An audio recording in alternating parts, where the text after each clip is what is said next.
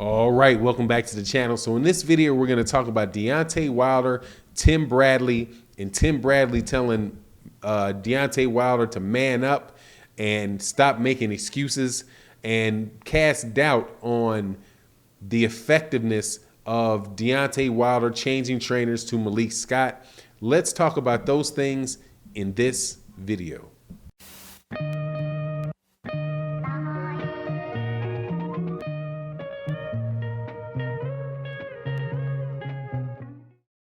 All right, welcome back to the channel. So before we get into the subject matter of the video, please make sure to subscribe to the channel if you're not already subscribed. Also, like the video, hit the like button, and please share the video. It really does go a long way towards helping grow the channel.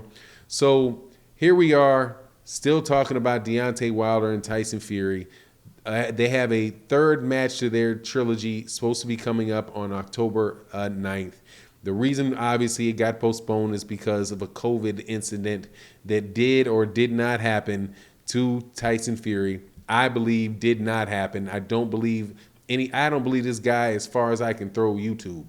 But anyway, Deontay Wilder had accused Tyson Fury of cheating in the second fight, and I don't believe and know that he's also, many people cite the first fight, but Deontay Wilder made specific accusations about Tyson Fury after the second fight, saying that Tyson Fury cheated, and Tim Bradley had something to say. Now, Tim Bradley is a former 140-pound champion, and he also now is a commentator for ESPN. And what Deontay Wilder had accused him of is of tampering with Deontay Wilder's gloves, of poisoning his water, also using certain chokeholds and things like that in the boxing ring. And I'm gonna throw this in here because I know Deontay Wilder never said it. However, seeing as Tyson Fury has already been held responsible for doing it, performance-enhancing drugs, because that's something that Vinny Pazienza connected to Tyson Fury. But a whole bunch of stuff connected to Tyson Fury. And Deontay Wilder called him out on several of them, on the gloves and on the poisoning of his water. And he also fired a former trainer of his, Mark Breland, for being connected to that water deal in some type of way. Now, some people would say, "Hey, that's a lot of cheating for you to be talking about." And there's a lot of old school cats that do believe in this kind of, like, if you didn't catch him, before it happened. If you didn't catch him before it happened, it didn't happen, and you just kind of have to go on ahead and move on your merry way and forget about it, and see what you can do next time, either to prevent it early the next time, or basically you got to work your way around it, right? Now, when you're talking about people in the media, especially somebody that works for ESPN, that's exactly what you're supposed to think. Because Tim Bradley was asked, "Hey, what do you think about the cheating allegations from Deontay Wilder?" And his thing was pretty much that I don't give any credence to any of that stuff. That's excuses. What Deontay Wilder needs to do, he needs to take acceptance, fully accept what he didn't do, what his shortcomings are, and then from there, you can move on. Now, my thing with that is that, number one, you can't do both things. You can absolutely do two things at the same time. One is you can point out that somebody has cheated you because they need to know that they cheated you. Otherwise, if you got a third fight, what is going to prevent them from just blatantly doing the same thing again? If you don't point any fingers to that. Also, no other sport. I don't know any other sport that does that. What sports where they feel like, in basketball, if they feel somebody traveled, right, and it was a game-winning basket, they're not going to say, "Oh, we lost, but the guy traveled, when he hit the game. He took 5 steps during the game-winning shot." And you think basketball teams are just going to be like, "Oh, yeah, we don't care about that." People care about the rules. That's why you have refs there.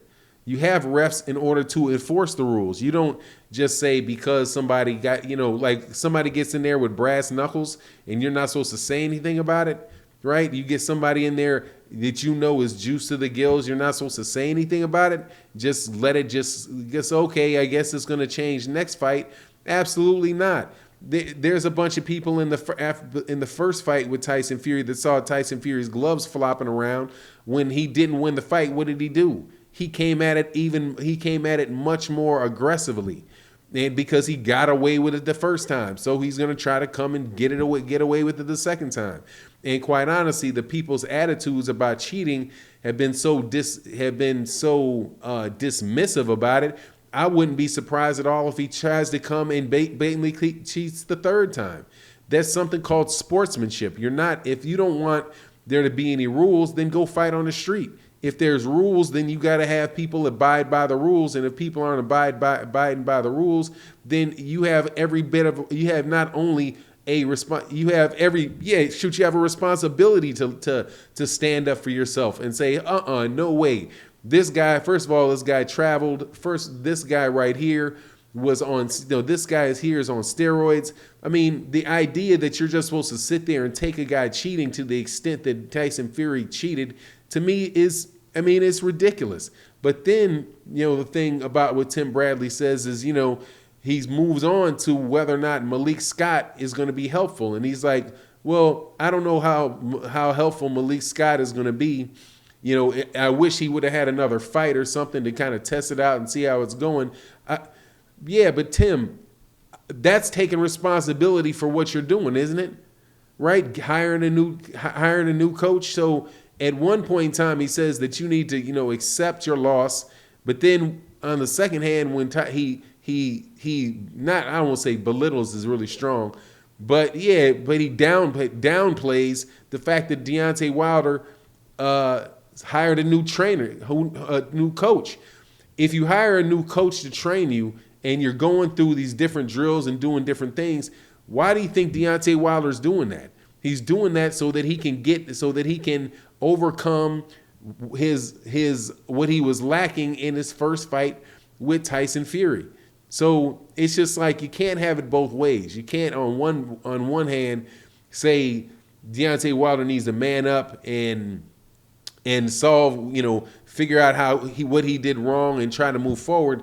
But then when he does it, ignore the fact that he did it. You know what I'm saying? So, all in all for me, I know that Tim Bradley works for Top Rank, and I also know that many of these guys in the media are not about to jump out there and say, oh yeah, I believe Tyson Fury cheated, because that would be just a big storm. So I don't know whether to believe that Tim Bradley actually believes what he's saying or not, because clearly Deontay Wilder is trying to remedy his shortcomings because he hired a coach, and clearly Tyson Fury cheated if you look at any of the tapes or any of the picture that was actually put out there. But anyway, that's my take on the matter. You let me know what yours is in the comment section, and with that, I'm out. Peace.